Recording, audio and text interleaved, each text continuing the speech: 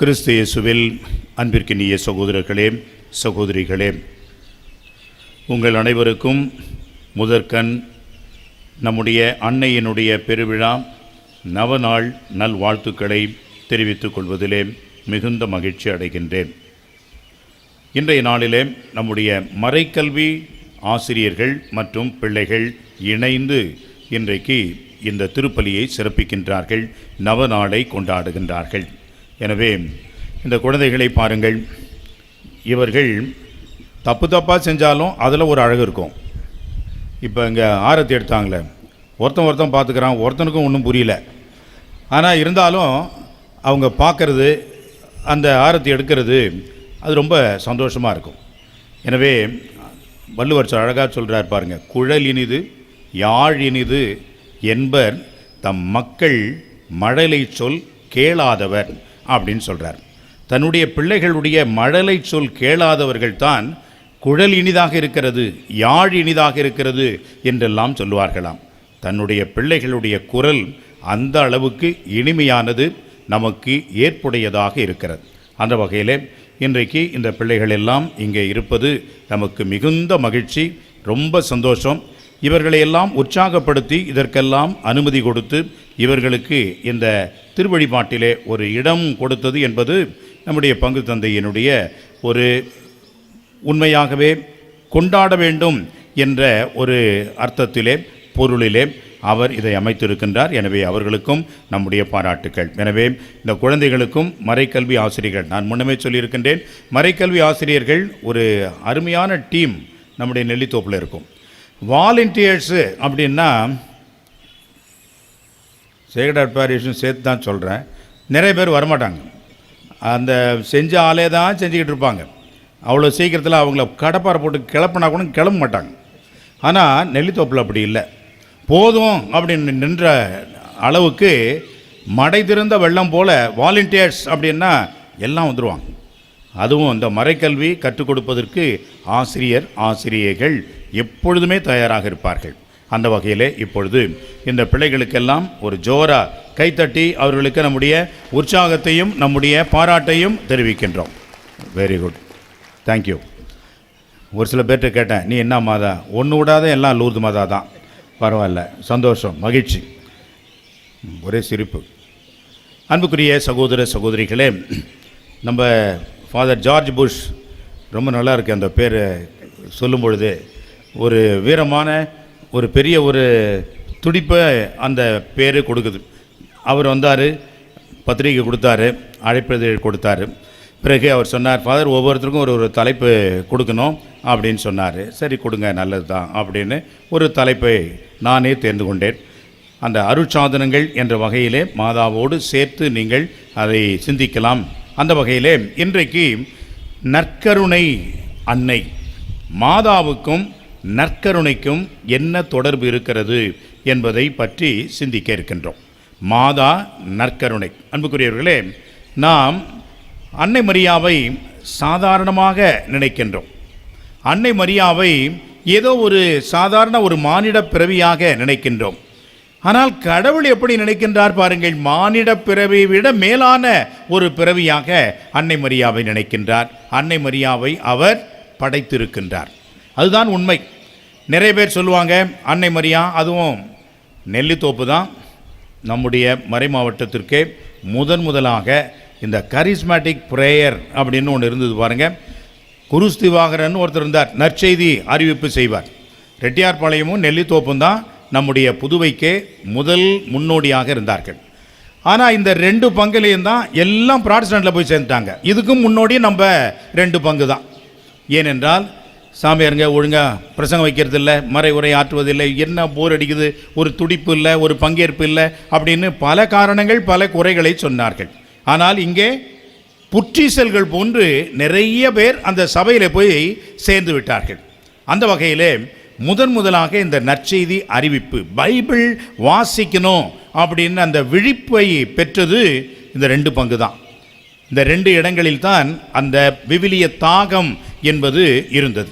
அன்புக்குரியவர்களே, இந்த தாகம் வந்த பிறகு என்ன ஆகிவிட்டது என்று சொன்னால், ஒரு சில மைனஸ், ஒரு சில குறைபாடுகளும் வந்துவிட்டது. அதில் மிக முக்கியமான ஒரு குறைபாடு, அன்னை மரியாளை போற்றுகின்ற பக்தி பாரம்பரியம் என்பது மறைந்து போய்விட்டது, மாறிவிட்டது. நீங்கள் எல்லாம் அன்னை மரியாளை நீங்கள் வழிபடுகின்றீர்கள், கடவுளாக கொண்டாடுகிறீர்கள் என்று அவர்கள் நம்மேல் குற்றம் சாட்டி நம்மை விட்டு பிரிந்து போன கதைகள் எல்லாம் நிறைய உண்டு.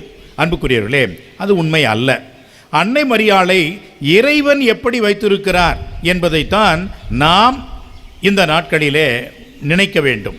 அன்புக்குரியவர்களே, 3 முக்கியமான பேறுகளை அன்னை மரியாவுக்கு ஆண்டவர் கொடுத்திருக்கிறார். இந்த உலகத்திலே பிறப்பதற்கு முன்பாகவே கருவிலே உருவாகின்ற பொழுதே எந்த ஒரு பாவ கரையும் இல்லாமல், அந்த பாவ மாசு அண்டாமல் தூய்மையான ஒரு பிறவியாக கருவிலே உருவாகிய ஒரே ஒரு மானிட பிறவி, ஒரே ஒரு மனித பிறவி யார் என்றால் அன்னை மரியா. இருந்ததே இல்லை, இருக்க போவதும் கிடையாது. இது கடவுளுடைய மிகப்பெரிய ஒரு ஆசிரான அருள்.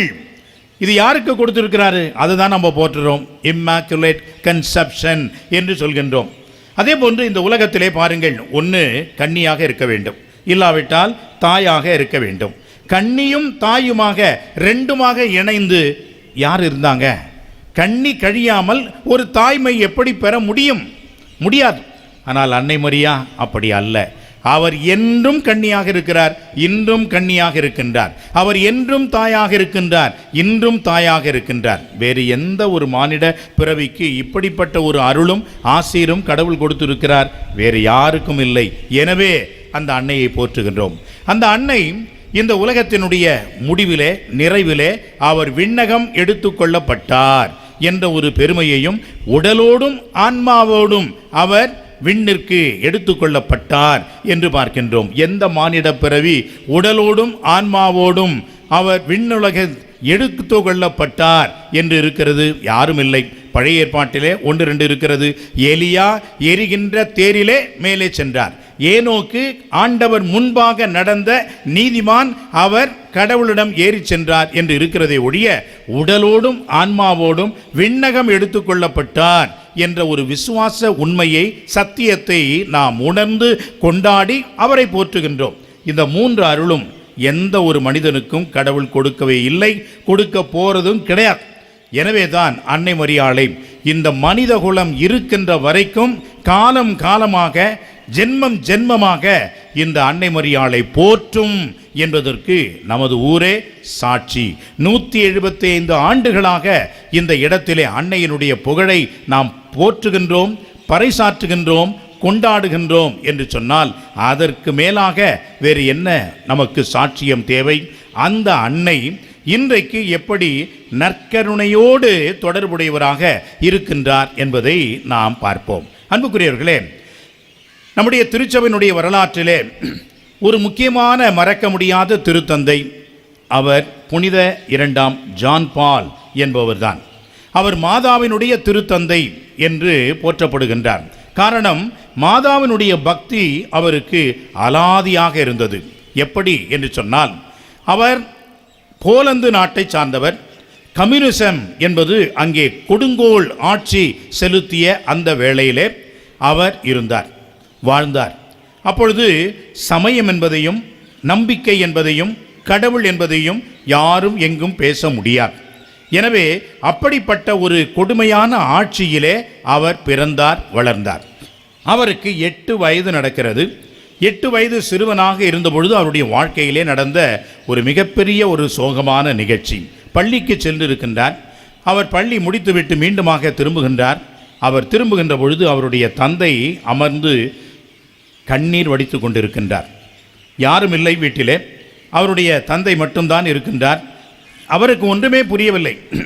ஏன் அப்பா அழுகிறாய் என்றெல்லாம் கேட்கின்றார். அப்பொழுது அந்த மனிதர் சொல்கின்றார், 8 வயது சிறுவனிடம் உன்னுடைய அம்மா இறந்து போய்விட்டார்கள் என்று சொல்கின்றார். 8 வயது சின்ன பையன் அம்மா இறந்து போய்விட்டார்கள் என்றால் இறப்பினால் கூட என்னன்னு தெரியாத ஒரு நிலை. செத்து விட்டார்கள், இனிமேல் வரமாட்டார்கள் என்று சொன்னதும் இவன் ஓடி அடித்து கொண்டு அம்மாவினுடைய உடலுக்கு சென்று அழுகின்றார். உடனடியாக இந்த சிறுவன் என்ன செய்கின்றார்? அந்த ஊரிலே இருந்த ஒரு சிறிய ஆலயம், அந்த ஆலயத்திற்கு சென்று மாதாவை பார்த்து அவர் கேட்கின்றார், மாதாவே, உன்னுடைய குழந்தையை மட்டும் நீ கையிலே வச்சிருக்கிறியே, என்னுடைய அம்மாவை எடுத்துட்டியே என்று கேட்கின்ற விதமாக பார்த்து அழுகின்றார். அழுது கீழே விழுந்து அவர் அழுதுவிட்டு வணங்கிவிட்டு அவர் மீண்டுமாக எழுகின்றார். அங்கே மாதா அழுகின்ற அந்த காட்சியை பார்க்கின்றார். அந்த மாதாவினுடைய பெயர்தான் கெத்சகோவிய மாதா என்று சொல்லக்கூடியது. புனித 2ஆம் ஜான் பால் திருத்தந்தை கடைசி வரைக்கும் அவர் ஒவ்வொரு நாளும் பார்த்து ஜெபித்த ஒரு படம் இந்த படம், மாதாவினுடைய படம். அந்த படத்திலிருந்து அவர் என்ன வார்த்தைகளை பெற்றார் என்று சொன்னால், நானே உனக்கு தாயாக இருப்பேன் என்ற அந்த வார்த்தைகள் தான். 8 வயதிலே ஆரம்பித்த மாதாவினுடைய பக்தி கடைசி வரைக்கும் அவரிடம் இருந்தது. எப்படி என்று சொன்னால், அன்புக்குரியவர்களே, மரியன்னையின் ஆண்டு என்று ஒரு ஆண்டு முழுவதையுமே திருத்தந்தை ஆன பிறகு மாதாவிற்கென்று அவர் அர்ப்பணித்தார். 2வது ஜெபமாலை ஆண்டு. இந்த ஜெபமாலை ஆண்டு என்ற அந்த ஆண்டிலே தான் ஒளியின் மறை உண்மைகள் என்பதை அவர் நம்முடைய திருச்சபைக்கு அறிமுகப்படுத்தினார். மேலுமாக அவருடைய விருது வாக்கு, ஒவ்வொரு ஆயரும் தங்களுடைய ஆயர் பணியை ஏற்பதற்கு முன்பாக ஒரு விருது வாக்கு எடுத்துக்கொள்வார்கள். கோட் ஆஃப் ஆர்ம்ஸ் என்று சொல்லுவார்கள், லட்சணை. அந்த லட்சணைக்கு மேல் அது இருக்கும். அந்த வார்த்தைகள் என்ன? புனித 2ஆம் ஜான் பாலுக்கு என்று சொன்னால் தோத்தோஸ் தூவோஸ் என்பதாகும், எல்லாம் உமக்கே என்பதாகும். இன்றைக்கு நீங்கள் வத்திக்கானுக்கு சென்றீர்கள் என்று சொன்னால் ஒரு நீண்ட ஒரு அகலமான ஒரு பாதை இருக்கும், வியா டெல்லா கொன்சிலியாசியோனே என்று சொல்லக்கூடிய அந்த பாதையினுடைய முகப்பிலே தான் மிக பிரமாண்டமாக அந்த சென்ட் பீட்டர்ஸ் பசிலிக்கா இருக்கிறது. அந்த பசிலிக்காவினுடைய வலப்பக்கத்திலே நின்று பார்த்தீர்கள் என்று சொன்னால் அன்னை மரியாவை அழகாக அங்கே மொசைக், சின்ன சின்ன சின்ன அந்த மொசைக்கிலே வரைந்து அதற்கு கீழே தோத்தூஸ் தூவோஸ் என்ற வார்த்தைகள் இருப்பதை பார்க்கின்றோம். இது யாருடைய விருதுவாக்கு? இந்த புனித 2ஆம் ஜான் பாலுடைய விருதுவாக்கு. காரணம் என்ன? அன்னை மரியாவை அவர் முழுமையாக தன்னுடைய தாயாக ஏற்றுக்கொண்டதனால் தோத்தூஸ் தூவோஸ் என்ற அந்த ஒரு விருதுவாக்கை ஏற்றுக்கொண்டார். பிறகு அன்புக்குரியவர்களே, அவர் எல்லா எழுத்துக்களிலேயும் அவருடைய அருளாட்சியிலே நிறைய புத்தகங்கள், நிறைய கட்டுரைகள், நிறைய திருத்தூது மடல்கள், பிறகு அப்போஸ்டலிக் லெட்டர்ஸ் அண்ட் என்சைக்ளிக்கல்ஸ் என்று சுற்றுமடல் எழுதியிருக்கிறார். ஒவ்வொரு எழுத்திலேயும் கடைசி வரிகள் என்பது மாதாவுக்கென்றே அர்ப்பணிக்கப்பட்ட வரிகளாகவே இருக்கும். அன்புக்குரியவர்களே, 8 வயதிலே பெற்ற அந்த உறுதி கடைசி வரைக்கும் மாதாவினுடைய பக்தியாக இருந்தது. அவருடைய அன்னையினுடைய கல்லறைக்கு அவர் சென்றதே கிடையாது. அவர் குருவானவர் ஆக பிறகு அவர் படிப்பதற்கு ரோமைக்கு வருகின்றார். அங்கே படித்த பிறகு மீண்டுமாக அவர் தன்னுடைய நாட்டிற்கு செல்கின்றார், குருமடத்திலே இருக்கின்றார். பிறகு ஆயராகின்றார், கிரக்காவோ என்று சொல்லக்கூடிய இடத்திலே கர்தினாலாக மாறுகிறார். பிறகு திருத்தந்தையாக வருகின்றார். இந்த இடைப்பட்ட காலங்களிலே தன்னுடைய தந்தையின் கல்லறைக்கும் தாயின் கல்லறைக்கும் அவர் சென்றதே இல்லை. கடைசியாக அவர் இறப்பதற்கு முன்பாக அவருக்கு பார்க்கின்சன்ஸ் என்ற ஒரு நோய் வந்துவிட்டது. அந்த நோய் என்பது உடல் தளர்ச்சியை ஏற்படுத்தும், கை காலெல்லாம் நடுங்கும். அப்படிப்பட்ட அந்த நிலையிலே தான் இறக்கப் போகிறோம் என்று நினைத்த அந்த மாத்திரத்தில் தான் தன்னுடைய தாயை தேடினார். தன்னுடைய தாயினுடைய கல்லறைக்கு சென்றார். வண்டியிலிருந்து கீழே இறங்க முடியாத நிலையிலே தாயினுடைய கல்லறையை மட்டும் பார்த்த மாதிரி அங்கே ஒரு பூங்கொத்தை வற்றி அவர் கண்ணீர் விட்டார். அவருடைய வாழ்விலே கண்ணீர் விட்ட கதைகளாக 2 இடங்களை அவர் குறிப்பிடுகின்றார். ஒன்று, எவ்வளவோ கஷ்டங்கள், எவ்வளவோ பிரச்சனைகள்.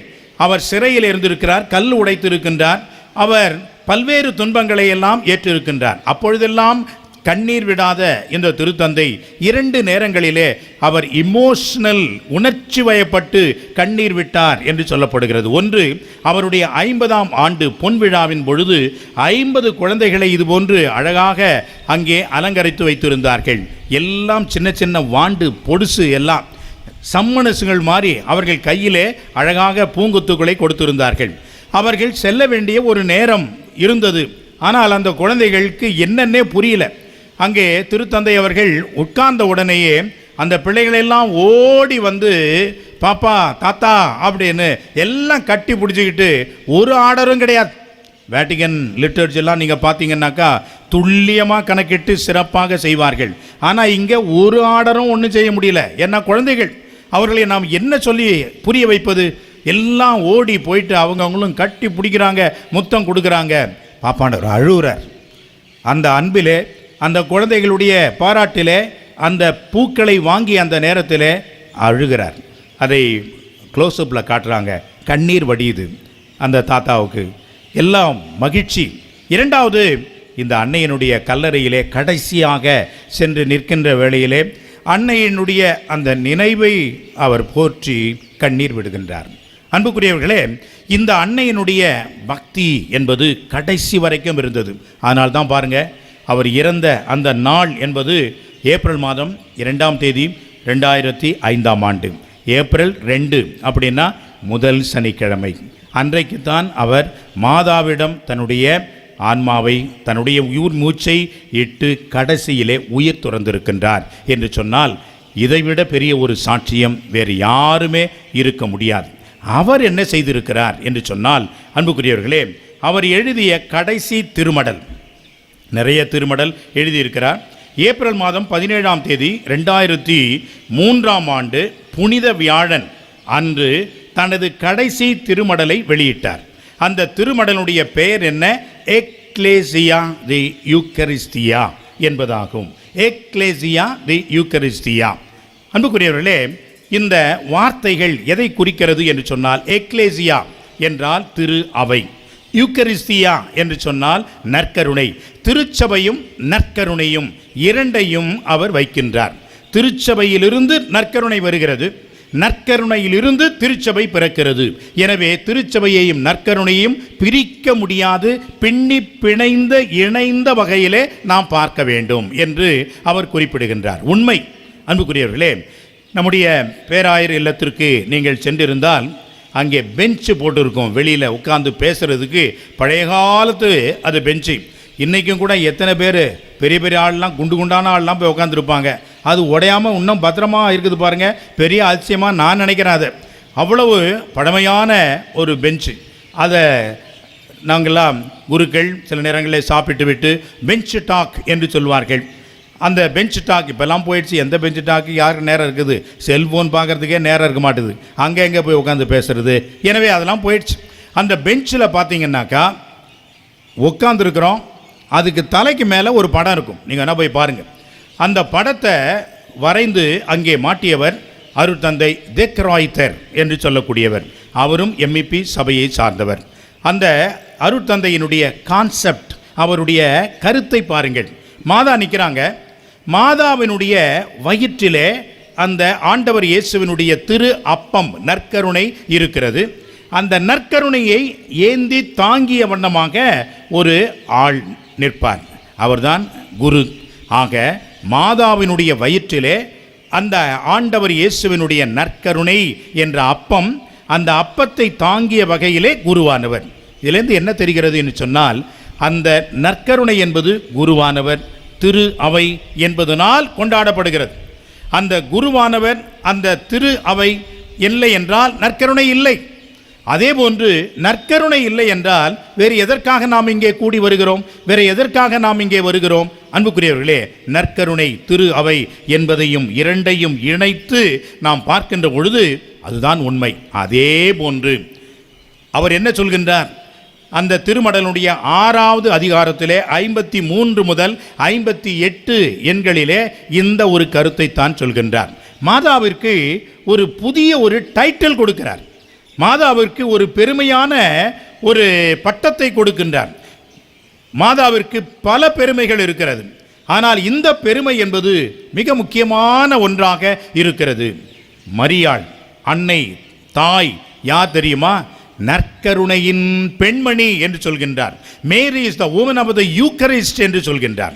நற்கருணையின் பெண்மணி என்பதை அங்கே விளக்குகின்றார். அன்புக்குரியவர்களே, அவர் எப்படி அதை விளக்குகின்றார் என்று சொன்னால், முதலிலே எப்படி திரு அவை இல்லாமல் நற்கருணை இருக்க முடியாதோ, நற்கருணை இல்லாமல் திரு அவை இருக்க முடியாதோ, அவ்வாறே அன்னை மரியா இல்லை என்று சொன்னால் நற்கருணை இல்லை.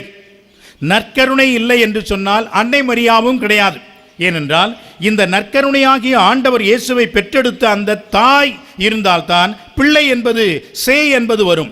இந்த சேய்க்காகத்தான் அவள் தாயாக மாறுகின்றாள். எனவே தாயும் சேயும் அவசியம்.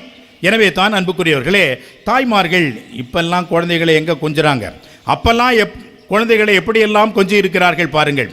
என்ன பெத்த ராசான்னு என்ன பண்ணுவாங்க, கண்ணத்தை பிடிச்சி கிள்ளுவாங்க.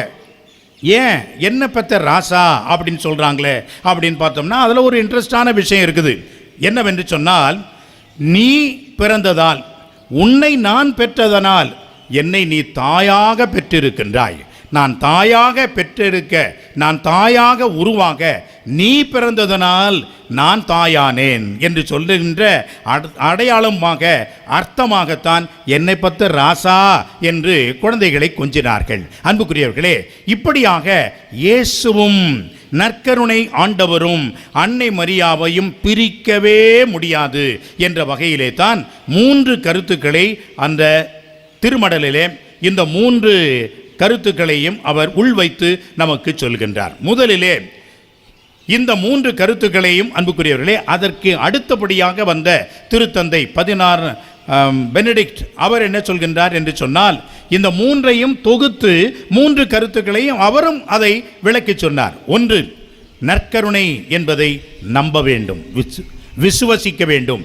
யூகரிஸ்ட் இஸ் டு பி பிலீவ்ட். இரண்டாவது, நற்கருணையை கொண்டாட வேண்டும். யூகரிஸ்ட் இஸ் டு பி செலிப்ரேட்டட். மூன்றாவது, நற்கருணை என்பதை வாழ்வாக்க வேண்டும். யூகரிஸ்ட் இஸ் டு பி லிவ்ட் என்று 3 கருத்துக்களை அவர் சொல்கின்றார். அதைத்தான் இப்பொழுது நாம் பார்க்க இருக்கின்றோம். முதலிலே பாருங்கள், நற்கருணையை முதலிலே நாம் நம்ப வேண்டும், விசுவசிக்க வேண்டும். நற்கருணை என்பதை நாம் ஏற்றுக்கொள்ள வேண்டும். இது எப்படி அன்னை மரியாவுக்கு பொருந்துகிறது என்று பார்ப்போம். தாந்தும் எர்கோ என்ற ஒரு பாடல், இப்பொழுது எல்லாம் அது மறந்து போய்விட்டது. அதை நினைவுபடுத்துகின்ற விதமாக நம்முடைய பசிலிக்காவிலே 3வது வெள்ளிக்கிழமை நாம் லத்தீன் திருப்பலி வைத்திருக்கின்றோம். நிறைய பேர் வருகிறார்கள், பங்கெடுக்கின்றார்கள். ஒன்றுமே புரியல அப்படின்னாலும் அந்த ஒரு திருப்தி, சந்தோஷம், மகிழ்ச்சி, மாதத்தில் ஒரு பூசை அப்படின்ற அந்த ஒரு நிறைவு இருக்கிறது. எனவே நிறைய பேர் அதற்கு வருகின்றார்கள்.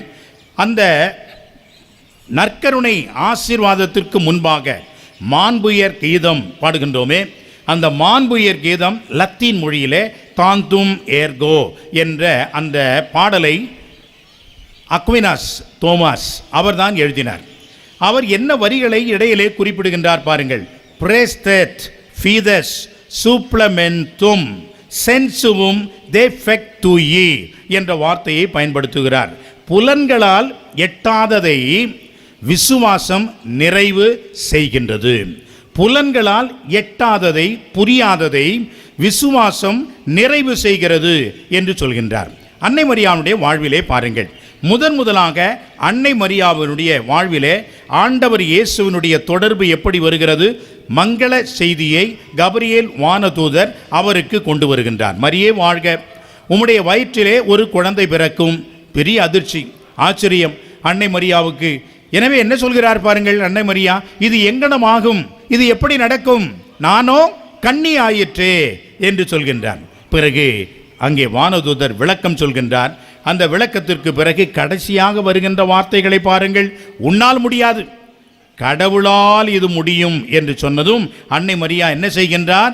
இதோ உமது அடிமை, உம்முடைய வார்த்தையின்படி எனக்கு ஆகட்டும் என்று சொல்கின்றார். அன்புக்குரியவர்களே, ஆகட்டும் அந்த வார்த்தையை சொல்லி முடித்த அடுத்த கணமே அன்னை மரியாவினுடைய வயிற்றிலே ஆண்டவர் இயேசு கருவாக உருவாகிறார். அன்புக்குரியவர்களே, முதலாக நன்மை நற்கருணையை பெற்ற ஒரு பெண்மணி யார் என்றால் அன்னை மரியா. அன்னை மரியா தான் முதலாக ஆண்டவர் இயேசுவை தன்னுடைய உதரத்திலே, தன்னுடைய உடலிலே சுமந்த பேற்றையும் பெருமையையும் கொண்டவர் என்பதை நாம் இன்றைக்கு நினைக்கின்றோம். எனவே அன்புக்குரியவர்களே, ஆகட்டும் இதோ உமது அடிமை என்று சொன்னதும் ஆண்டவர் இயேசு அங்கே உருவாகின்றார், அவருடைய உதரத்திலே உத்திருக்கின்றார். அன்புக்குரியவர்களே, இந்த ஒரு நிகழ்வை இன்றைக்கு நாம் நம்முடைய வாழ்வோடு பொருத்தி பார்க்க வேண்டும். நன்மை வாங்க வரீங்க, நன்மை வாங்க வருகின்ற பொழுது அந்த நற்கருணையை உயர்த்தி காட்டி குருவானவர் என்ன சொல்கின்றார்? இது கிறிஸ்துவின் திரு உடல் என்று சொல்கிறார். உடனடியாக உங்களுக்கு நல்ல சுய நினைவோடு வருகின்றவர்களுக்கு என்ன தோன்ற வேண்டும்? இது எங்கனமாகும்? இது ஒரு சாதாரண ஒரு அப்பம்.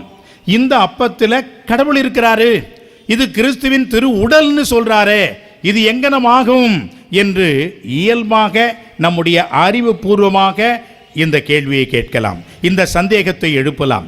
ஆனால் கடவுள் சொல்கின்றார், உன்னால் முடியாது, கடவுளால் முடியும். சாதாரண ஒரு தண்ணீரை ரசமாக்கிய அந்த ஆண்டவர் ரசத்தை இரத்தமாக்க முடியும் என்ற அந்த வார்த்தைகளின் அடிப்படையிலே நாம் என்ன சொல்கின்றோம்? ஏற்றுக்கொள்கிறேன், ஆமேன் என்று சொல்கிறோம். ஆகட்டும் என்ற வார்த்தையினுடைய மறுவடிவம் தான், வேறொரு வார்த்தை தான் ஆமேன் என்பதாகும். அப்படியே ஆகட்டும் என்பதுதான் ஆமேன். ஆமேன் என்று சொல்லி நாம் நாவை நீட்டி நற்கருணை வாங்குகின்ற வேளையிலே ஆண்டவர் இயேசு நம்முடைய உள்ளத்திலே வருகிறார், நம்முடைய உதரத்திலே தங்குகின்றார், நம்முடைய உடலை அவருடைய ஆலயமாக மாற்றுகின்றார். எனவே அன்புக்குரியவர்களே, அன்னை மரியா எப்படி முதலாக நற்கருணையை வாங்கினார் என்று சொன்னால் விசுவசித்தாள். எனவே தான் எலிசபெத் அம்மாள் அன்னை மரியாவை வாழ்த்திய பொழுது ஆண்டவர் சொன்ன வாக்கு நிறைவேறும் என்று விசுவசித்தவள் நீர் பேறு பெற்றவள் என்று விசுவாசத்தின் அடிப்படையிலே நற்கருணையை வாங்கிய அன்னை மரியாவை அவர் வாழ்த்துகின்றார். அன்புக்குரியவர்களே, விசுவாசம் இல்லாமல், நம்பிக்கை இல்லாமல், தூய்மையான மனதில் இல்லாமல் நற்கருணை நாம் வாங்குவோம் என்று சொன்னால் சாபத்தை வாங்கி கட்டிக்கொள்கின்றோம், தீமைக்கு நாம் உடன் போகின்றோம், தண்டனை பெறுவோம். எனவே தான் பாவ சங்கீர்த்தனம் என்பது அவசியமாக இருக்கிறது. எனவே அன்புக்குரியவர்களே, அன்னை மரியா நற்கருணையை விசுவசித்தார், நற்கருணையை அவர் ஏற்றுக்கொண்டார். இறை வார்த்தை என்பதை அவர் தனது உள்ளத்திலே ஏற்று இயேசு ஆண்டவரை தன்னுடைய உதரத்திலே சுமந்தார். அதே போன்றுதான் நாமும் இன்றைக்கு நற்கருணை வாங்க வேண்டும் என்று திருத்தந்தை நமக்கு அறிவுறுத்துகின்றார். இரண்டாவதாக, நற்கருணையை நாம் கொண்டாட வேண்டும். இது நிறைய இடத்திலே நாம் செய்கின்றோம். அதுவும் கத்தோலிக்க கிறிஸ்தவர்கள் நம்முடைய மையமாக இருப்பது, விசுவாசத்தின் மறைபொருளாக இருப்பது இந்த நற்கருணை தான். எனவே தான் இந்த நற்கருணையிலே நாம் பங்கெடுக்க வேண்டும். பல நேரங்களிலே நான் அடிக்கடி சொல்லிக்கொண்டே இருப்பேன், நம்முடைய பசுலிக்காவிலும் சரி மற்ற இடங்களையும் சொல்லி, வந்து நின்றுட்டு போயிடாதீங்க, நற்கருணையை சேர்ந்து நாம் கொண்டாட வேண்டும், பாட வேண்டும், ஜெபிக்க வேண்டும் என்று பல முறை நான் கேட்டுக்கொண்டே சொல்லிக்கொண்டே இருப்பேன். காரணம் என்ன? அன்புக்குரியவர்களே, பார்வையாளர்களாக நாம் இங்கே வருவது இல்லை, பங்கேற்பாளர்களாக நாம் வருகின்றோம். எனவே இந்த நற்கருணையை நாம் கொண்டாட வேண்டும். இதில் மிக முக்கியமான ஒன்று, அன்னை மரியா எப்படி நற்கருணையை கொண்டாடினார்கள் பாருங்கள். இறை வார்த்தையை கேட்டார், அதையே இதயத்தில் ஏற்றார், ஆண்டவர் இயேசுவை உதரத்திலே சுமந்தார். இன்றைக்கு திருப்பலி என்பது 2 இடங்களிலே நாம் வைக்க வேண்டும். ஒன்று இறைவார்த்தை பகுதி, அது அந்த மேடையிலே. இன்னொன்று நற்கருணை இந்த பகுதியிலே. இறை வார்த்தையை நாமும் கேட்டு நம்முடைய உள்ளத்திலே அதை ஏற்று நற்கருணையை நாம் பெற்றுக்கொள்கின்ற பொழுதுதான் ஆண்டவர் இயேசு முழுமையான நற்கருணையாக நம் உள்ளத்திலே வருகின்றார். எனவே அன்புக்குரியவர்களே, இந்த நற்கருணை கொண்டாட்டம் என்பது மிக முக்கியமான ஒன்று. முழுமையான நற்கருணை கொண்டாட்டமாக இருக்க வேண்டும். பாதியில் அதுவும் மோசம். சில பேர் நம்ம கிறிஸ்தவங்க தான், இதோ இறைவனின் செம்மறி, முதல் ஆளாக வந்து நன்மை வாங்குவார். என்னையா இதான் மனசாட்சி இருக்குதா உனக்கு? இதோ இறைவனின் செம்மறி, அது என்ன பொரியா பொட்டுக்கலையா வந்து நீங்கள் வாங்கி போயிட்டே இருப்பீங்க. அது நற்கருணை என்பது கொண்டாட்டம். அந்த இறைவார்த்தை பகுதியோடு அது சேர்ந்து நாம் கொண்டாட வேண்டும். முழு திருப்பலிக்கு செல்லவில்லை என்று சொன்னால் தயவு செய்து நற்கருணை வாங்காதீங்க, வாங்கி நீங்க அவசங்க செய்யாதீங்க. முழுமையான திருப்பலியிலே பங்கெடுப்பது என்பதுதான் சரியானது. அவர்கள்தான் நற்கருணை வாங்குவது என்பது முறையானது. அன்புக்குரியவர்களே, நீங்கள் நற்கருணை வாங்கவில்லை என்று சொன்னால் அதனால் எந்த ஒரு தண்டனையும் கிடையாது. நீங்கள் கடைசி நேரத்திலே வந்து நற்கருணை வாங்கி தண்டனையை வாங்கி கட்டி கொள்ளாதீர்கள். எனவே தான் அன்புக்குரியவர்களே, முழுமையான திருப்பலி என்பது அவசியமாகிறது. அதுதான் உண்மையான கொண்டாட்டமாக இருக்கிறது. இரண்டாவது, இந்த நற்கருணையை நாம் சந்திக்க வேண்டும். இது ஒரு நல்ல பழக்கம் நம்மிடையே இருந்தது. அதுவும் குறிப்பாக நமது ஆலயத்திலே மாலை நேரங்களிலே பெரியவர்கள் எல்லாம் வந்து அமைதியாக அமர்ந்து அந்த நற்கருணையை பேழைக்கு முன்பாக ஒரு கொஞ்ச நேரம் அமர்ந்து அவர்கள் ஜெபிக்கின்ற நல்ல பழக்கத்தை நான் பார்த்திருக்கின்றேன். இப்பொழுதும் வருகிறார்கள், இல்லை என்று சொல்லவில்லை. இருந்தாலும் அந்த நல்ல பழக்கம் பாரம்பரியம் என்பதற்கெல்லாம் இன்றைக்கு நேரம் கிடையாது. அன்புக்குரியவர்களே, இந்த நற்கருணை சந்திப்பு, நற்கருணை ஆராதனை, நற்கருணை முன்பாக மண்டியிட்டு ஜெபிக்கின்ற அந்த நல்ல பழக்கம் என்பதையெல்லாம் இந்த நற்கருணை கொண்டாட்டத்தின் ஒரு அங்கமாக நாம் எடுத்துக்கொள்ள வேண்டும். அன்புக்குரியவர்களே, இந்த நற்கருணை கொண்டாட்டத்திற்கு அடுத்தபடியாக இந்த நற்கருணை ஆசீர்வாதம். முன்பெல்லாம் ஞாயிற்றுக்கிழமைகளிலே காலை திருப்பலியோடு முடிந்துவிடும். மாலை திருப்பலி என்பதெல்லாம் அதிகமாக இல்லை. ஆனால் இன்றைக்கு நேரம் இல்லை என்பதனால் 5 திருப்பலிகள் 6 திருப்பலிகள் என்றெல்லாம் கொண்டாடுகின்றோம். திருப்பலியை நாம் அதிக எண்ணிக்கையிலே வைத்து விட்டோமே ஒழிய திருப்பலியினுடைய அர்த்தம் தெரியாமல் நாம் கொண்டாடி கொண்டிருக்கின்றோம். அப்பொழுது எல்லாம் மாலை வேளையிலே நற்கருணை ஆசிரியர் இருக்கும். அந்த நற்கருணை ஆசிரியருக்கு எல்லோரும் வருவார்கள். அந்த நற்கருணை ஆசிரியர் அதிலே பங்கெடுப்பார்கள். ஆசிரியை பெற்ற அழகான ஒரு அருமையான ஒரு திருப்தியான ஒரு ஆன்மீகத்தை அவர்கள் கொண்டிருந்தார்கள். அந்த நற்கருணை ஆசீர் என்பதும் இந்த நற்கருணை கொண்டாட்டத்தினுடைய ஒரு அங்கமாக அது இருக்கிறது என்பதை புரிந்து கொள்ள வேண்டும். எனவே அன்புக்குரியவர்களே, நற்கருணையை நாம் கொண்டாட வேண்டும். நற்கருணையை நாம் சிறப்பாக நம்முடைய வாழ்விலே போற்றி புகழ்ந்து நாம் பிறருக்கு அறிக்கையிடுகின்ற வழிபாடாக வேண்டும் என்று 2வது கருத்தாக அவர் சொல்கின்றார். 3வது கருத்து என்னவென்று சொன்னால், யூகரிஸ்ட் இஸ் டு பி லிவ்டு. இந்த நற்கருணையை நாம் வாழ வேண்டும் என்று சொல்கின்றார். எப்படி? அன்புக்குரியவர்களே, ஆண்டவர் இயேசு இந்த நற்கருணை ஏற்படுத்துகின்ற பொழுது என்ன வார்த்தையை சொன்னார்? இதை என் நினைவாக செய்யுங்கள். எதை? இந்த நற்கருணையை. இந்த நற்கருணை என்ன நமக்கு காட்டுகிறது என்பதை அடிப்படையிலே நாம் புரிந்து கொள்ள வேண்டும். அன்புக்குரியவர்களே, இன்னொரு முக்கியமான ஒரு விஷயம், நற்கருணையை ஆண்டவர் இராவுணவு வேளையிலே ஏற்படுத்தினார். இது என் உடல் என்று அப்பத்தை எடுத்து கொடுத்தார். இது என் ரத்தம் என்று அந்த ரச கிண்ணத்தை எடுத்து கொடுத்தார். இதோடு நின்று விடவில்லை. இது ஒரு அடையாள முறையிலே அந்த நற்கருணையை ஆண்டவர் ஏற்படுத்தினார். இந்த அடையாள முறை நற்கருணை எங்கே நிறைவு பெறுகிறது, முழுமை அடைகிறது என்று சொன்னால் சிலுவையிலே முழுமை பெறுகிறது. அங்கே ஒரு சேவகன் என்ன செய்கின்றான்? அவருடைய இடப்பக்கத்தில் இருக்கக்கூடிய விலா பகுதியை ஒரு ஈட்டியால் குத்தி ஊடுருவுகின்றான். அந்த உடலை குத்தி கிழிக்கின்றான். அந்த உடலிலிருந்து இரத்தமும் தண்ணீரும் வழிந்தோடியது என்று பார்க்கின்றோம். அதுதான் நற்கருணையினுடைய நிறைவு, அதுதான் நற்கருணையினுடைய முழுமை. எனவே அன்புக்குரியவர்களே, இது என் உடல் என்று அப்பத்தை கொடுத்தவர் தன்னுடைய சொந்த உடலை அங்கே கிழிக்க கொடுக்கின்றார். தன்னுடைய சொந்த இரத்தத்தை அங்கே தாரை வார்க்கின்றார். அதுதான் நற்கருணை. அன்புக்குரியவர்களே, சிலுவை அடியிலே யார் நின்றது? அன்னை மரியா நின்றார். சிலுவை அடியிலே யார் நின்றது?